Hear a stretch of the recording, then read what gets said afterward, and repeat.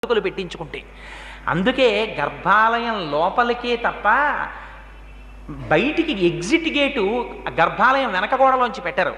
ఇలా వెడితే పృష్ఠభాగం చూపించకుండా ఎలా వెళ్ళావో అలాగే వెనక్కి అడుగులు వేసుకుని బయటికి రా అంటారు. అంటే ఒకసారి వెళ్ళింది ఆయనలో చేరిపోవడానికే తప్ప ఆయన్ని దాటి వెళ్ళిపోవడానికి నీకు ఇంకేం లేదు. ఆయనలో కలవడమే జన్మ యొక్క సార్థకత.